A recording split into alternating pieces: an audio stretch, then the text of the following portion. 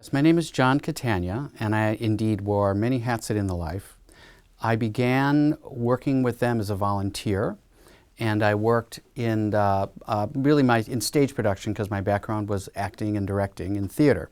So I came to In the Life, and I started stage managing as part of their news magazine shows that they had. So they had like a desk and correspondence and all that, and we had a stage shoot, and I was stage managing that a lot. At the same time, I had two tracks at In the Life the entire time I was there, and actually even after I left, which was there was a producing track, and then there was a communications track.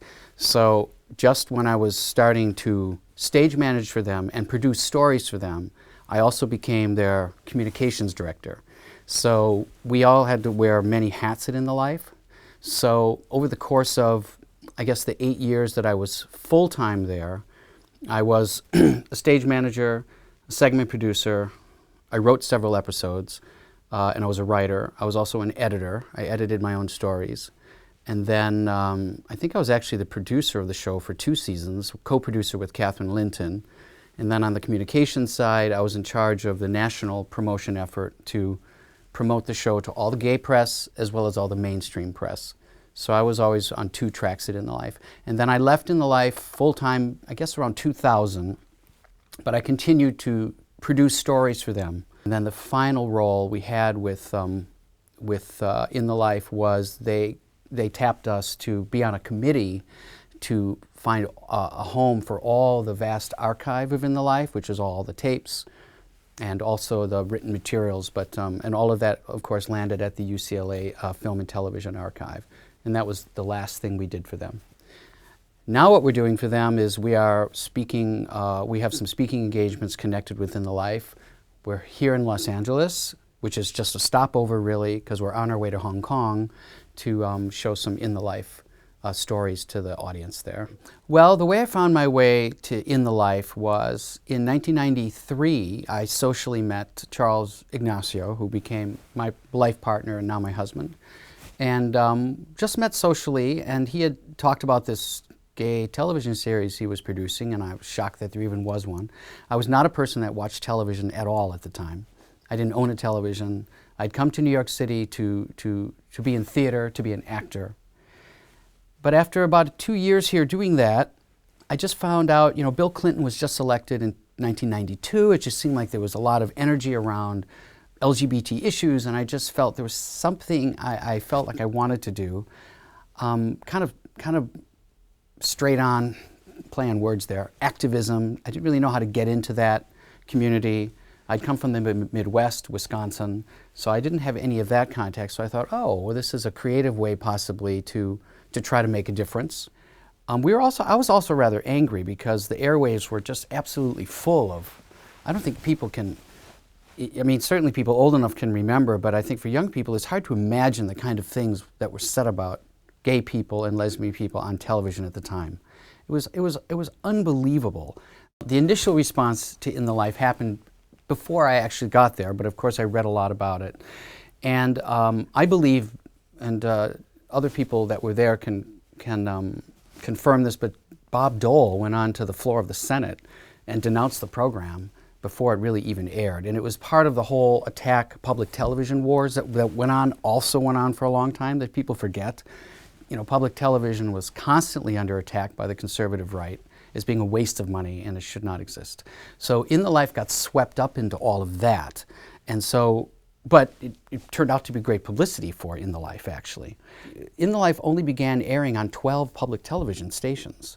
The only stations that felt they could air it, and then eventually picked up to a few dozen, and then it became in the hundreds of stations by the end of its history. But the initial response was, this should not be on television. The gay community was wanting it to be more representative of them. The gay community is very diverse, so it was hard to figure out with our limited programming. And at the time, it was only a half an hour a month, I believe. I was producing these stories, and then starting to produce stories In the Life, and I became personally frustrated that people didn't seem to be watching. And I also knew that we had to explain what kind of show this was to the public. We had to kind of tell them what we were doing. as what we were attempting to do. So I worked through getting the tapes out, this time it was VHS and putting them in the mail, getting tapes out to all the major television critics around the country. And when they started to review us, beginning with John O'Connor at the New York Times.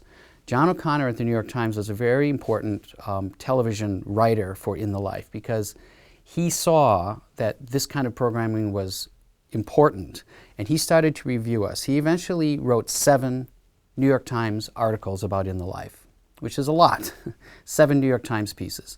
And then I was able to take his reviews, and I was able to call Steve Johnson at the Chicago Tribune or John Voorhees at the Washington Post, and I was able to call these writers and say, you need to start writing about In the Life. And they would say, well, you're on so late at night, I generally can't review anything that's on after 10 o'clock.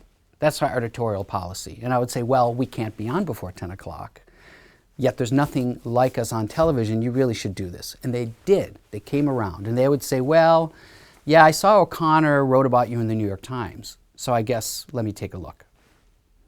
So that was really important for us, because then we were starting to get, a stack of reviews and analysis by the Times, the LA Times, the New York Times, the Chicago Tribune, the Washington Post. And once we started to explain a little bit what we were trying to do, then we started to get some momentum. And then we were able to start raising money, which was always a problem. And that was in the mid-90s, and that's when we were able to start to roll with this concept of a news magazine program. The absolute biggest obstacle In the Life had in its early years, and actually through its 2 decades on the air, was trying to get public stations to broadcast In the Life. I don't think it's hard to understand exactly how it worked, how In the Life worked, because what it is we would produce this program, and we would give the program to APT, which is American Public Television. American Public Television was, along with WNET, Channel 13, WNET was our presenter, American Public Television was our distributor. And we would put it on satellite to give free of charge to any public station that would air us. And even with that, and we would try to get into a new market, and I was involved in this very heavily too, especially in about the middle period of In the Life's history, of trying to get us on more stations, because I know the more stations we got on in the more different regions of the country, the more legitimate we would become as far as a real place to have a conversation about lesbian and gay issues in America. And so the biggest resistance we had, an obstacle, was getting onto these stations.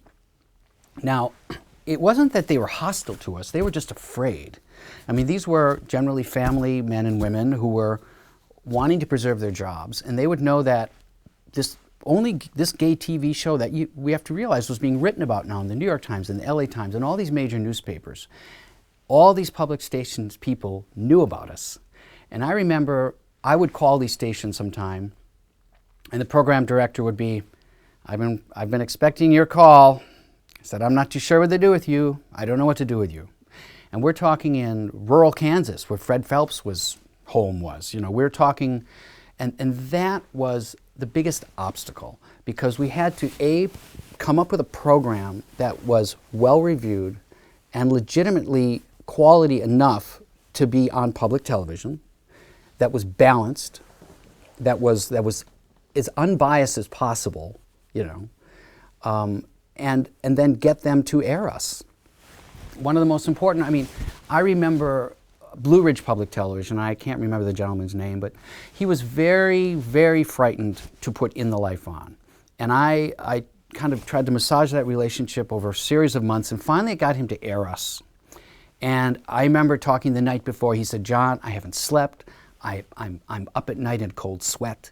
He said, I do not know what the reaction of putting this gay TV show on is going to do to In the Life. To him, his job, his station. And the next day he was like, I'm getting nothing but good response. I've had a few people, of course, say, everyone's going to hell and everything, but he was so pleased by that response. And he also felt that he had done his job. So we had to, with the critics And with the station managers and all the programmers at all these hundreds of stations around the country, we had to convince them that it was to do their job, they needed to do this. And we had to make it a kind of a gentle approach, yet forceful too. And if we got enough problem from a station, we just kept resisting. I would go to the gay press, I would go to the mainstream press, I would have the show reviewed without even being on the air, and the critics would say, why isn't this show on? And I remember we had a big battle to get into New Orleans. So we had this constantly trying to expand the reach of the show to places in the country that we knew needed this show. When we were producing In the Life, especially in the early years, but really throughout its entire history, anyone involved with the show, I think we were very aware that we were making history, especially in that first decade. I knew that because we were hearing that from mainstream writers in the newspapers. You know, they were aware that we were trying to do something important and different. I was always aware that all of these television cameras rolling that we had was going to be eventually become very important to an archive. And so that it's at the UCLA Film and Television Archive is a place where we always were aware it was going to end up not necessarily here, but we knew that that was important. And Charles Ignacio can talk more to this, but he made a decision very early on that we saved every tape we ever recorded. Now that's very unusual in television because it's very expensive. You have your beta tape at the time, and they're not cheap. They're like $30 a piece. And you go out and you tape a story.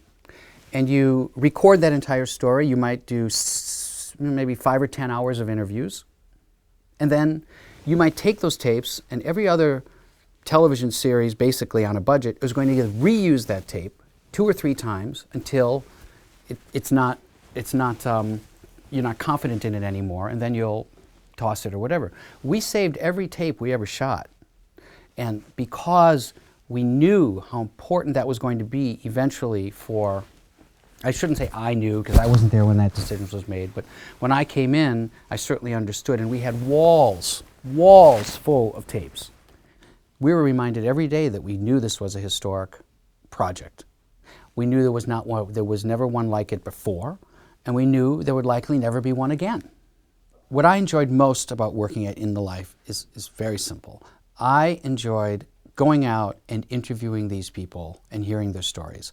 And we always said it In the Life. You know, people would talk to us and say, wow, you got your name is scrolling on television every month. Aren't you nervous about that? You guys are really brave. And we would get death threats. We would get, you know, when we would, especially in the early years, you would air a show and the fax machine would come in and we're going to set your office on fire and all this stuff.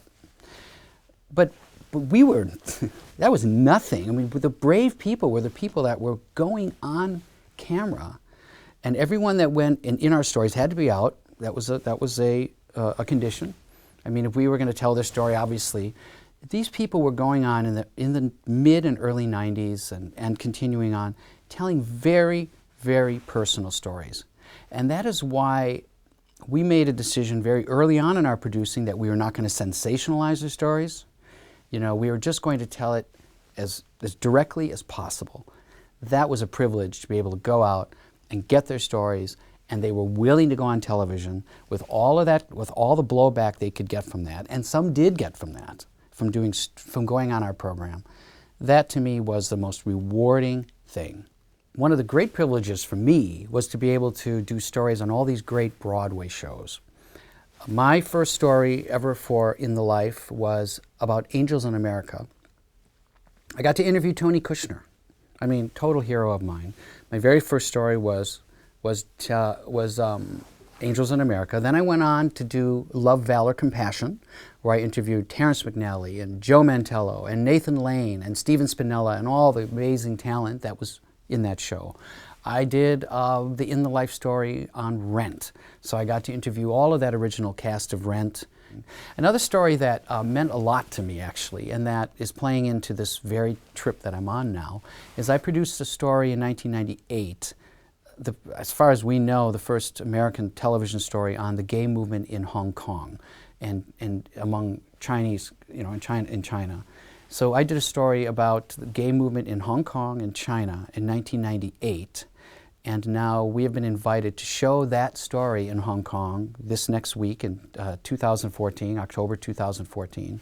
And we're inviting activists to see what has happened with the gay movement there since then. So that was also a very rewarding story for me to do, and I'm so happy it's finally going to be shown there. I think that there's great potential for continued outreach with the In the Life material. And that's why it's so great that it's found a home at the UCLA Film and Television Archive, because people, producers, historians, documentarians need to find a way to access this, and because it's very valuable material that will be important for many, many years. As far as personally, my husband and I, Charles Ignacio, who worked on the show for many years, we are starting to find and look for opportunities to present the material, to discuss it, to put it in a time and place, to discuss what was going on then, to discuss what's happened since, to discuss what can happen in the future. And this material becomes very useful because this Hong Kong story, this Hong Kong trip and invitation, and by the way, we are being supported and invited by the U.S. Consulate of Hong Kong, working with a gay group there called Pink Alliance. So they see it as important for us to come and talk. See, where is the gay movement? What's happened in the last 15 or 16 years? And it's always good to get a historical perspective while you're also looking at the current climate. So now historians and documentarians and archivists can go in and listen to those interviews, and they will always be there as a historical record of what happened in these 2 amazing decades for LGBT rights. It will always be there to be mined, to be discovered. So, we had a certain story to tell in our 5 or 10 minute story, and we use the material for that purpose. Now there can be another purpose, which is to understand all of the history that happened in these 2 decades. And it's an extraordinary time for the LGBT movement.